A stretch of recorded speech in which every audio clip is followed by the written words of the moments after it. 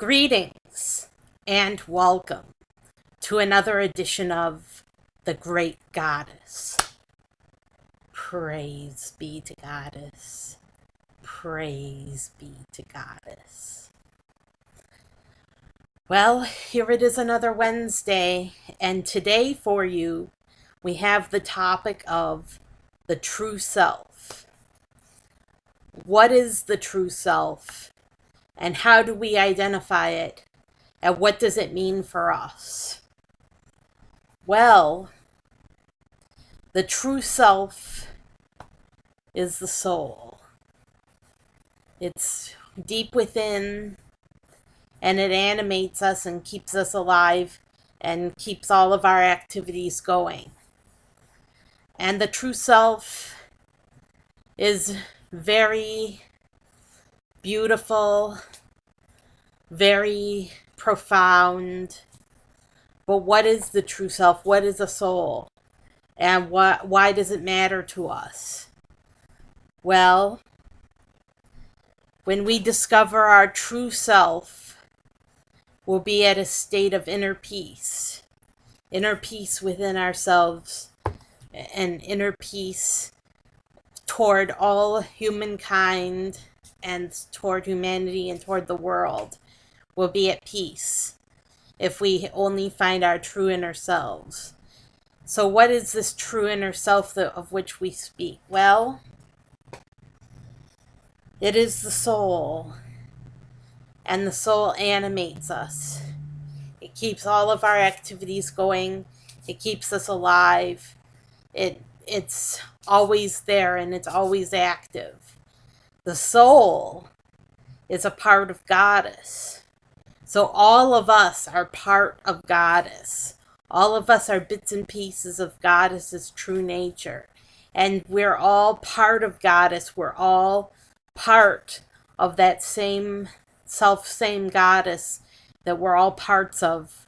And we're all equal in her sight because we're all part of her. So this is a very complex subject, and we wonder, how can we all be part of Goddess?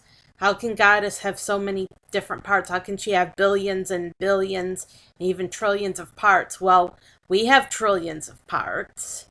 Our bodies contain trillions of cells. And in the same way that our bodies contain trillions of cells, so too the Goddess contains trillions of us.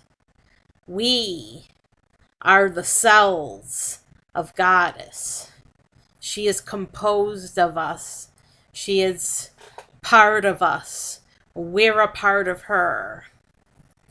So this is a very complex subject, and we wonder, how can we comprehend this?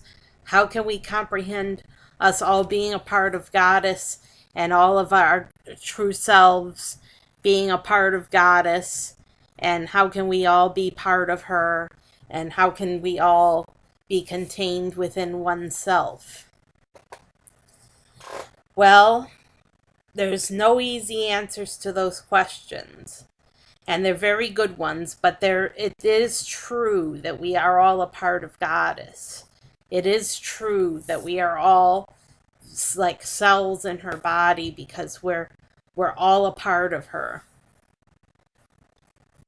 And we all have our own souls, our own true selves that we can rely on in times of need. So what are these true selves that we can rely on? Well, the true self cannot be put into words. And this is the first thing that you need to learn about the true self, that the true self cannot be put into words, because the true self is so ethereal and hard to describe that it can't be put into words. You can't put the true self into words. If I point my finger at you very rudely and say, "Who are you?" the answer is, my true self cannot be put into words. I'm beyond description. And this is the true self. This is the truth about the true self, that the true self cannot be put into words. that the true self is beyond description. So the soul is not only ephemeral and very hard to describe, it's impossible to describe. It's beyond all words. So that's the first thing we know. That's the first thing we know about the true self, is it's beyond words, beyond description. The second thing we know about the true self is that the true self is silent.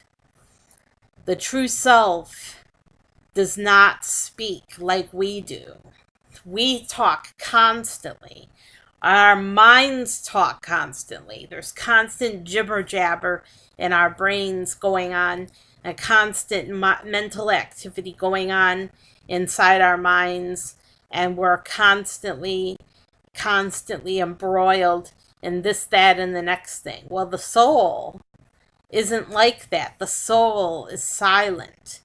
The soul does not jibber jabber.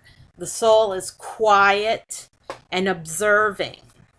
And that's another thing about the soul. The soul observes quietly. It observes everything that goes on from a vantage point removed from daily activity. It always stands apart, watching and listening and observing. And it's always silent because it doesn't need to talk. It doesn't need to speak. Now, that doesn't mean we can't get transmissions of thoughts or feelings or creativity from our souls. We can. But the soul is usually a silent observer. It observes and it learns.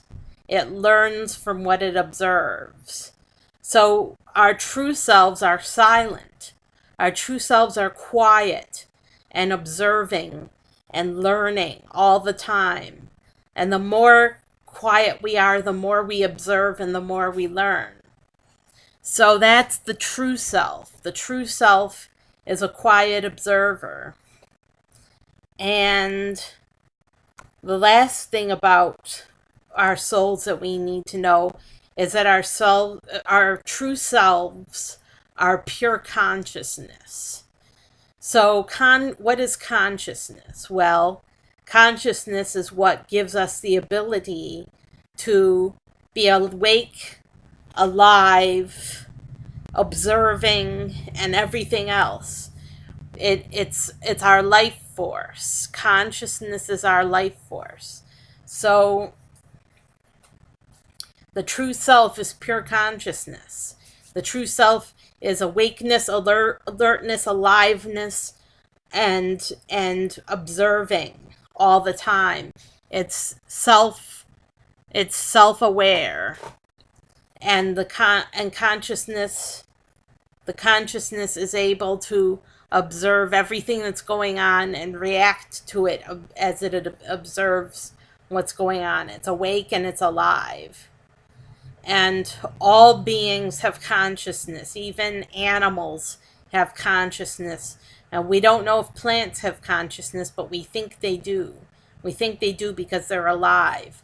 Now, do rocks have consciousness? We don't know. We don't know if rocks have consciousness, but we know that animals do. We know that all animals have consciousness, and we know that humans especially have consciousness, and that we're always observing, awake, and alive. That we're always awake and alive and conscious. So that's pretty much a summation of what consciousness is. Consciousness is that awakeness and that aliveness and that ability to be awake, alive, and aware of all your surroundings, and aware of yourself, and aware of just existing, just being. It's beingness. So that's our true selves. Our true selves are pure consciousness. And the goddess is pure consciousness as well. So we are in alignment with what Goddess is. Goddess gives us our life. She gives us what our consciousness and gives us what we are. So we're all that we are, we owe to Goddess. But we are a part of her, so she is a part of us. And we all belong with her because we all belong to her and we're all a part of her. And that is the story of consciousness. Consciousness is everywhere. It's everywhere throughout the universe, and we're all awake and we're all alive, and we have consciousness because of Goddess. So, next time you seek the true self, remember the true self is a pure consciousness. Remember the true self is a silent observer. And silently observe, just like your true self. Silently observe what's going on in your day. Do meditation and observe silently everything that's going on, and be a silent observer. Learn to be your true self, and then you'll be at peace, because you'll be able to separate yourself and be a silent observer and separate yourself from what's going on and not be so embroiled in everything that comes your way. You won't get upset if you can stand aside and watch from a distance. So be a silent observer and activate your true self. I'm Sarah Jane Alpha Wolf signing off. Have a great week and take care.